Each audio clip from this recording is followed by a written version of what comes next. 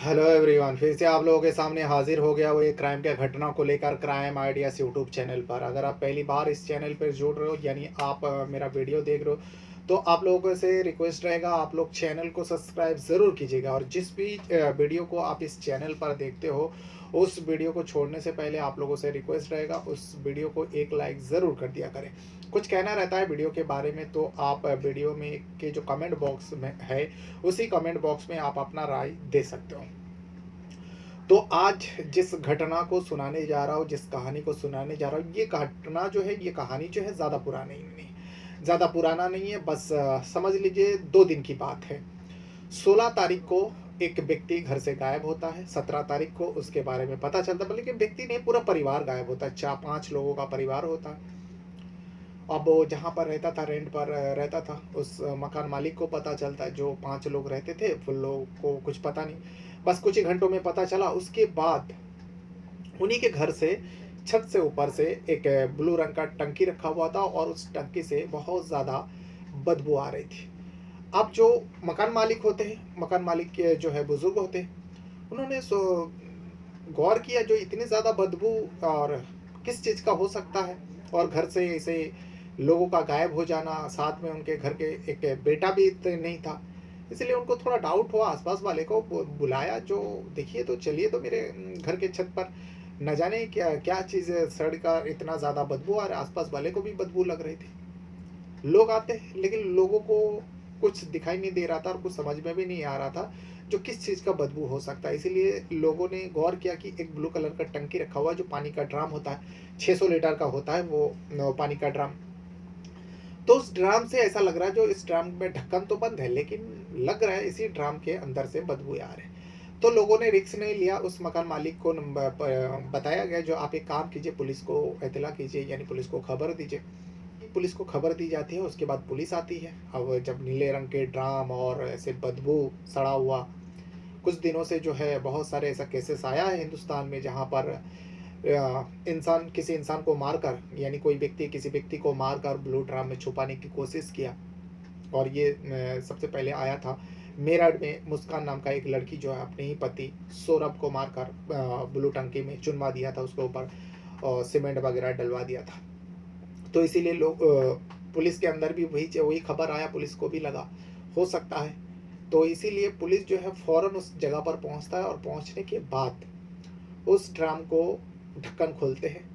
जब ढक्कन खोलते हैं, हर किसी का मुंह में कपड़ा रखने पर मजबूर हो जाता, क्योंकि बहुत तेज़ बदबू आ रही थी। अब लोगों को भी लगा, हाँ, ये वाकई कोई किसी को मार कर, ये जानवर का, ये जानवर तो नहीं मारेगा, जानवर मारेगा तो ऐसा टंकी में और छत के ऊपर क्यों फेंकेंगे, तो कोई इंसानी होगा। और उसके बाद कपड़ा वगैरह रखा था उस टंकी में। जब उस कपड़े को हटाया जाता है, वाकई एक इंसान की बॉडी सामने नज़र आती है। उसके बाद जो सच्चाई धीरे धीरे सामने आती है, लोगों को पता चलती है, पुलिस को भी पता चलती है, और पता चलता घर से जो है जो 2-1 लोग गायब था, उन लोगों को भी अब तलाश कर रहे हैं। और आखिरकार 19 तारीख तक, 19 अगस्त तक उन लोगों को भी पुलिस पकड़ कर लेकर आता, क्योंकि वो लोग जो है छुपने की कोशिश कर रहा था। तभी पुलिस के हत्थे चढ़ जाते हैं, क्योंकि लोगों को पता चल गया था, लोगों ने पुलिस को खबर दी। जब उन लोगों को पकड़ कर लेके आए, उन लोगों ने बताया, हाँ, किस वजह से उन्हीं लोगों ने मारा था और किस वजह से मारा, अभी भी पूछताछ चल रही है। लेकिन जो कुछ भी सच्चाई सामने आया, पूरा डिटेल मैं आप लोगों को इस वीडियो के माध्यम से बताने की कोशिश करूँगा। जो भी सच्चाई सामने आया वही मैं आप लोगों को आज बताने जा रहा हूँ। तो घटना है राजस्थान प्रदेश का अलवर डिस्ट्रिक्ट का, और इसी अलवर डिस्ट्रिक्ट में एक जगह लगता है आदर्श कॉलोनी। इस आदर्श कॉलोनी के पास एक परिवार रहा करता।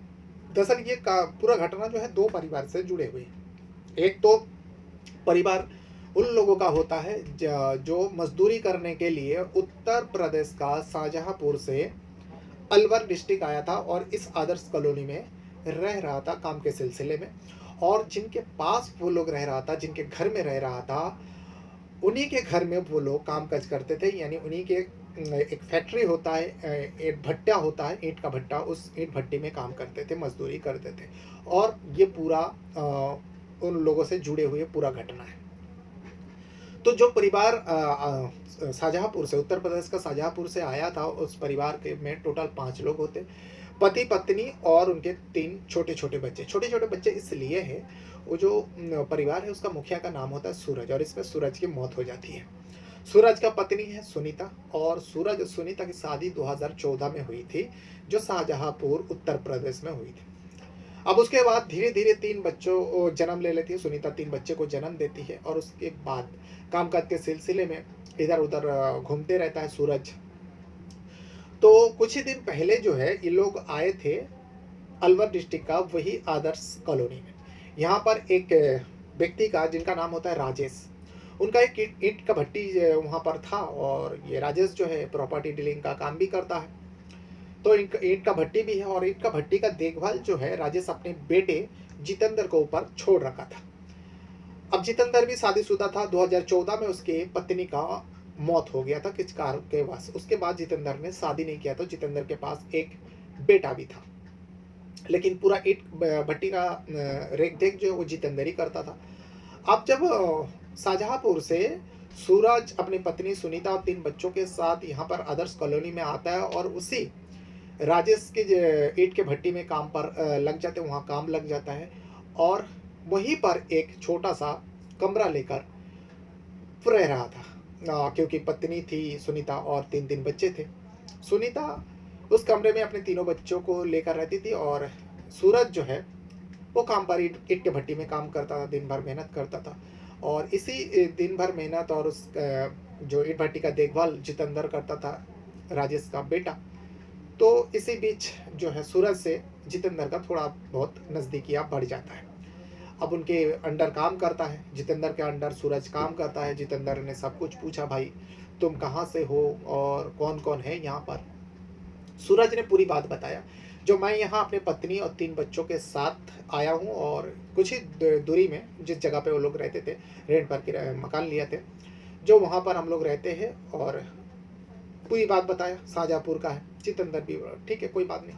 अब जितेंद्र और सूरज के बीच में दोस्ती हो जाता है। जब दोस्ती हुआ, अब जितेंद्र शराब पीता था, कभी कभार भी शराब पीने के लिए ऑफर सूरज को भी देता था। अब जब उस ईंट भट्टी का बॉस है, सेठ है, जिसके अंडर में सूरज काम करता है, उनसे दोस्ती हो गया, और उन्होंने ऑफर दे रहे, पैसा का कोई मांग नहीं है, तो इसीलिए सूरज भी कहाँ ना करने वाला था। सूरज भी कहता ठीक है, मैं भी शराब पीता हूँ, लेकिन आप पिलाओगे तो पी जाऊंगा। तो जितेंद्र सूरज को शराब पिलाता था अपने पैसा से। अब दोस्ती हुआ, लेकिन ये दोस्ती धीरे धीरे और आगे बड़ा परवान चढ़ा। जब परवान चढ़ा, कभी कभार सूरज जो है वो अपने घर पर भी लेकर जाता था जितेंद्र को। जितेंद्र को जब घर पर लेकर जाता, एक तरह से देखा जाए तो उनका बॉस है सूरज का, पत्नी सुनीता को भी बताया, जो ये हमारे ईंट भट्टी का मालिक का बेटा है, समझ लो यही हमारे मालिक है, हमारे सेठ है, हमारे बॉस है, हमें बहुत प्यार करते हैं, हमारे दोस्त है। अब पति का दोस्त है, यानी पत्नी के लिए इज्जत करने वाली बात है। सुनीता जो है जितेंद्र का बहुत इज्जत करने लगी। अब सुनीता से भी जितेंद्र का बात होने लगा। कुछ दिनों तक ये सब चला, लेकिन इसी बीच जितेंद्र सुनीता से बात करना चाहता था, कुछ पर्सनल बात करना चाहता था, जो सूरज के वजह से जितेंद्र कर नहीं पा रहा था, क्योंकि पत्नी का तारीफ करेगा पति के सामने तो हो सकता है उसके दोस्त को बुरा लग जाए। इसीलिए जितेंद्र जो है अब मौका की तलाश करता है, जो सुनीता से किस तरीके से उससे अकेले में बात किया जाए, उसकी तारीफ किया जाए, यानी उसको लुभाने की कोशिश करता। सुनीता की नज़र जो है जितेंद्र को पहचान ली थी, और जितेंद्र भी सुनीता को नज़र को पहचान लिए थे, जो ये दोनों एक दूसरे से बात करना चाहते हैं।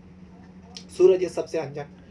लेकिन इसी बीच जितेंद्र मौका ढूंढते ढूंढते जो है जितेंद्र को पता चलता है सुनीता जो है इंस्टाग्राम में वो रील्स बनाया करती है, यानी वीडियो बनाया करती है, और उसको वो इंस्टाग्राम में पोस्ट करती है।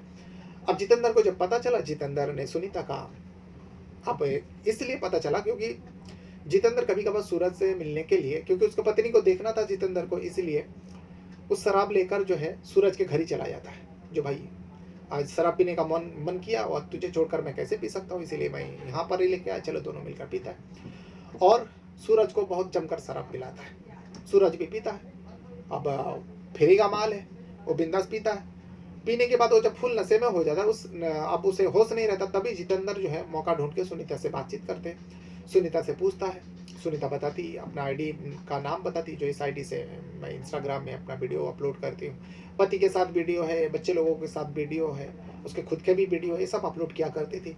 अब जितेंद्र को जब वो आईडी मिल गया, जितेंद्र उसके आईडी में विजिट करता और उसके सारे पोस्ट पर लाइक करता, कमेंट करता। एक कम्युनिकेशन बन जाता है जो बात करने का सुनीता से जितेंद्र का। अब जितेंद्र वही सब करने लगे। अब धीरे-धीरे फिर जब इंस्टाग्राम मैसेज में बातें होने लगी, उसके बाद सुनीता से नंबर माँग लिया। सुनीता भी आसानी से जितेंद्र को नंबर फॉरवर्ड कर दिया, नंबर दे दिया। अब दोनों का बीच में फ़ोन पर बातें होने लगी। अब सूरज से ज़्यादा जितेंद्र जो है सुनीता को चाहने लगे। वो एक औरत थी और यहाँ पर जितेंद्र भी औरत से बिछड़े हुए करीब 10 साल हो चुके, 10-15 साल हो चुके। 2014 में उसकी पत्नी मर गई, उसके बाद उसने शादी नहीं किया था और फिर एक औरत का दस्तक दिया सुनीता। अब सुनीता उसकी ज़िंदगी में दस्तक दे दी थी। सुनीता भी जितेंद्र को चाहने लगे। बात तो सही पता चलता और दोनों बातें करने लगे। प्यार भरी बातें करता, सुख दुख की बातें करता और बीच-बीच में जो है जितेंद्र उसके घर जाता, सूरज को शराब पिलाता और इसी बीच जो है सुनीता के साथ जितेंद्र का रिलेशन बन गया। यानी जिस्मानी ताल्लुक जो नाजायज़ संबंध कहते हैं, उसे जितेंद्र और सुनीता के बीच में बन जाता है। जब सूरज फुल नशे में हो जाता और उसे प्लान के तहत बहुत ज़्यादा शराब पिलाते, पिलाने के बाद उसी के घर में अब सुनीता से जितेंद्र संबंध बनाता। बस दोनों मज़े से चल रहा था। लेकिन इसी बीच जो है अब ईंट भट्टी का काम है, तो जून जुलाई में जैसा बारिश के मौसम आता है तो भट्टी का काम बंद हो जाता है, क्योंकि ये सब खुले मैदान पे होता है और पानी की वजह से ये सब काम नहीं होता। तो जितेंद्र का जो पिता है राजेश ने जितेंद्र को कहा, जो बेटा बारिश का समय आ गया, अब पानी आएगा, काम नहीं हो सकता, तो इसीलिए काम बंद कर दो। अब ईंट भट्टी का काम बंद हो जाता है और जितने भी मजदूर थे वहाँ पे काम करने वाले सारे लोगों का रोजी रोटी छीन जाता है। अब क्या करता, सबको घर लौटना पड़ेगा। उसमें से सूरज भी एक बंदा था। जब सूरज ने जितेंद्र को बताया, जो भाई अब तो ईंट भट्टी बंद हो गया, अब मैं सोचता हूँ जो मैं किराए पे मकान पे रह रहा हूँ, तो पत्नी और बच्चे को लेकर गांव चला जाऊँ, यानी उत्तर प्रदेश का शाहजहाँपुर चला जाऊँ। फिर जब काम शुरू होगा तो फिर आ जाऊँगा। लेकिन जितेंद्र को रहना मुश्किल था सुनीता के बिना, और सुनीता का भी कहीं ना कहीं वही हाल थी। तो इन दोनों के लिए तो बड़ी प्रॉब्लम की बात हो गई, सुनीता के लिए भी और जितेंद्र के लिए भी। अब जितेंद्र प्लान सोचने लगे जो किस तरीके से सूरज को रोका जाए। अगर सूरज रुक गया तो उसका पूरा परिवार रुक जाएगा। तो इसीलिए जितेंद्र के दिमाग में एक बात आई। जितेंद्र ने कहा, अरे भाई क्यों चला जाओगे, तुम एक काम करो ना, ईंट भट्टी बंद हो गया तो क्या हुआ, मेरा जान पहचान वाला बहुत है, तुम्हें कहीं काम पे लगा दूंगा, तुम वहाँ पे रहो, काम करो। लेकिन सूरज कहता, भाई इतना पैसा कहाँ दिहाड़ी मजदूरी में मिलता है, आपके पापा की जो फैक्ट्री, आप थोड़ा दोस्त जैसे हो इसीलिए थोड़ा बहुत ज़्यादा दे देते हो, इसी से हमारा घर बार चलता है, हमारा किराया का मकान है। अब दूसरी जगह काम करूँगा तो किराया भी नहीं दे पाऊँगा और 3-3 बच्चा है, पत्नी है। सूरज ने अपनी तकलीफ़ें, अपनी प्रॉब्लम जितेंद्र को बताई। जितेंद्र ने फिर एक दिमाग लगाता, जितेंद्र सोचता है, क्योंकि जितेंद्र के घर में जितेंद्र का बेटा, उनका माँ और उनका पापा रहते थे। अच्छा खासा घर था, 2 मंजिला घर था। वो लोग नीचे का फ्लोर में रहता, ऊपर का फ्लोर पड़ा ही रहता जो टेरेस पे बना हुआ था। और इसीलिए जितेंद्र ने सोचा और अपने माता पिता से बात किया, जो हमारी फैक्ट्री में एक मजदूर है, सूरज नाम है, राजेश भी जानते थे, यानी जितेंद्र का पापा जानते थे। जितेंद्र थोड़ा उसका तारीफ किया सूरज का, जो देखिए सूरज गांव जाना चाहता है क्योंकि भट्टी तो बंद हो गया, तो वो गांव चला जाएगा, दोबारा यहाँ पर आएगा कि नहीं आएगा। बहुत अच्छा कारीगर है और बहुत दिल लगा के काम करता है। अगर सूरज हाथ से निकल गया, कोई चांस नहीं, दोबारा आएगा नहीं आएगा। तो उसके पापा ने कहा, राजेश ने कहा, तो क्या करना चाहता है, क्या कहना चाहता है। तो जितेंद्र ने कहा, जो उसके प्रॉब्लम है मैं उसे काम पे तो दूसरी जगह लगा दूंगा, और जैसे ही हमारा ईंट का भट्टी का काम शुरू होगा वो फिर हमारे भट्टी में काम पे लग जाएगा। लेकिन प्रॉब्लम यह है पापा, उनके जो बीबी सुनीता है और 3 बच्चे हैं छोटे छोटे, उन लोगों के रहने के लिए तकलीफ हो रहा है। तो मैं सोचता हूँ, मैंने उसे बताया भी है सूरज को, जो मेरे छत पे एक छोटा सा कमरा बना हुआ है और वहाँ पे तुम रुक जाओ, दूसरी जगह काम पे लगा देता हूँ, जैसे मेरे ईंट के भट्टी में काम शुरू होगा तो मेरे ईंट के भट्टी में काम पे लग जाना। उसने राजी तो हो गया, बस आपकी परमिशन चाहिए, जो छत पे उन लोगों को रहने दिया जाए, उसके बदले में वो थोड़ा बहुत किराया भी दे देगा। ये पूरी बात बताता है। उसके बाद इन लोगों को लगा, जितेंद्र का जो पिता है राजेश, उनको भी लगा जो चलो पैसा भी आ रहा है और तो इसमें रखने में बुराई क्या है, अच्छा कारीगर है, जब बेटा तारीफ कर रहा है, बेटा उस ईंट भट्टी का देखभाल करता है तो अच्छा होगा, मेहनती होगा। इसीलिए राजेश ने भी परमिशन दे दिया, जो ठीक है, जो तुझे ठीक लगता है कर। जितेंद्र को और क्या चाहिए था। जितेंद्र सूरज को बताता है, तो भाई मेरे छत पर जो छोटा सा रूम बना हुआ तुम उसमें आकर रहो। अब ये जितेंद्र और सुनीता पूरा प्लान के तहत सब कुछ कर रहा था, किसी को पता भी नहीं, खास करके सूरज को और जितेंद्र को, माता पिता को भी नहीं पता था जो इन दोनों जितेंद्र और सूरज के पत्नी के बीच में क्या खिचड़ी पक रहा है, क्योंकि इन लोग नाजायज रिश्ते को आगे बढ़ा रहा था और बड़ी जोर शोर से आगे बढ़ा रहा था। अब तो घर पर भी लेके आ रहा था जितेंद्र प्लान के तहत। आ जाते उसके बाद सुनीता अपने 3 बच्चे और पति के साथ उस जितेंद्र के छत पर आके जो कमरा बना हुआ था उस पे रहने लगता है।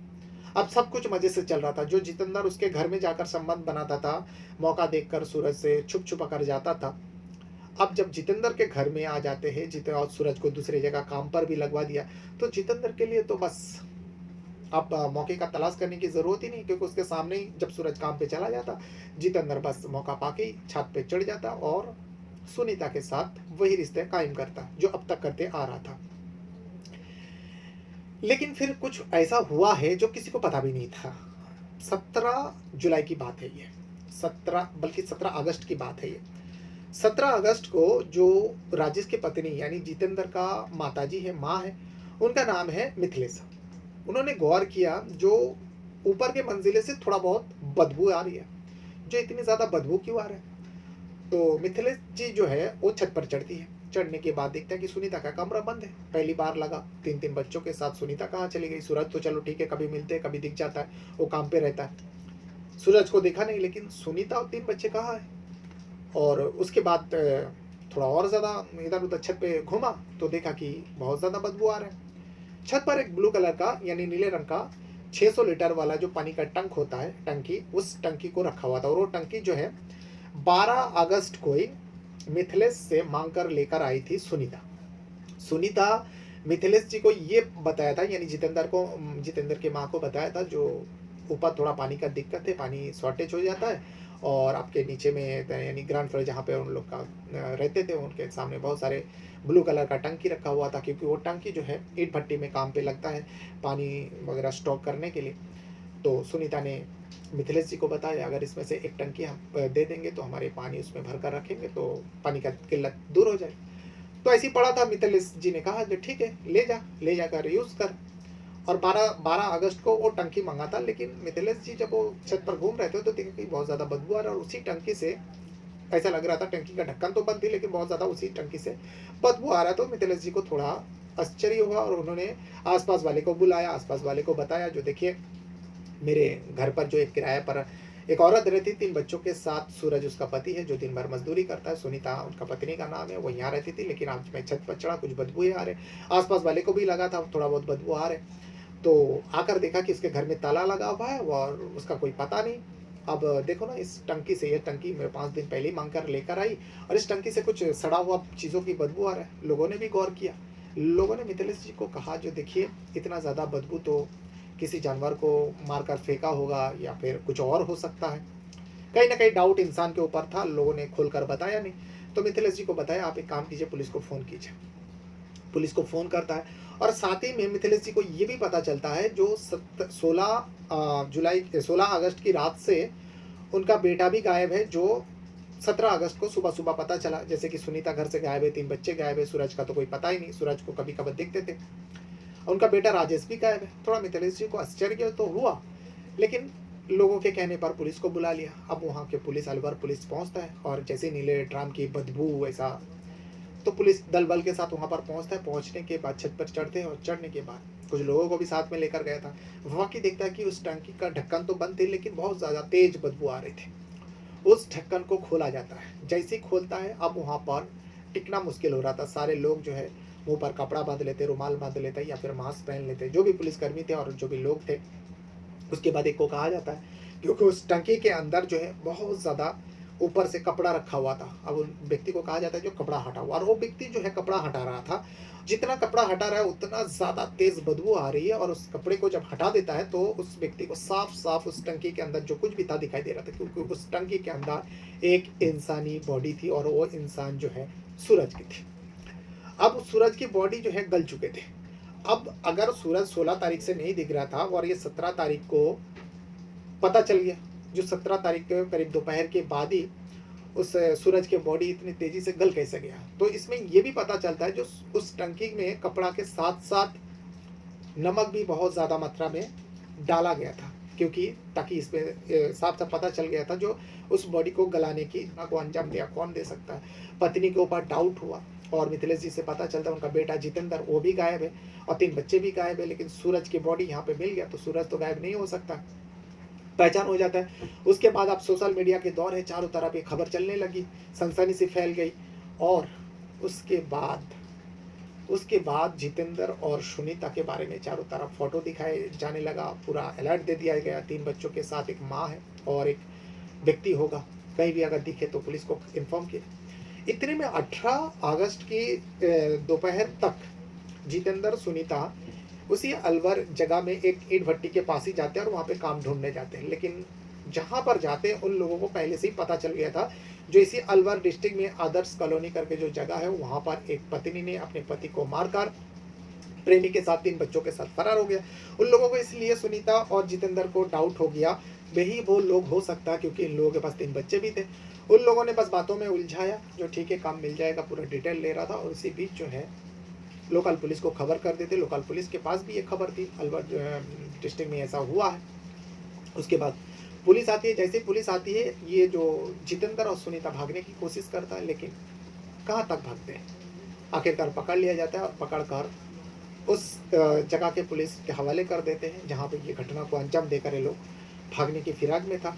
उन लोगों को पकड़ कर लेके आता है। अब उन लोगों से पूछताछ हो रहा है, लेकिन अभी तक पूरी सच्चाई सामने नहीं आया। लेकिन हाँ, इतना पुलिस साफ साफ कह रहा है जो ये एक अवैध संबंध बनाए रखने के लिए इस घटना को अंजाम दिया है और इसका पूरा सच्चाई आप दोनों उगालेंगे, सुनीता और जितेंद्र। आखिर उस सूरज को क्यों मारा, क्या सूरज को पता चल गया था या फिर कुछ और वजह थी?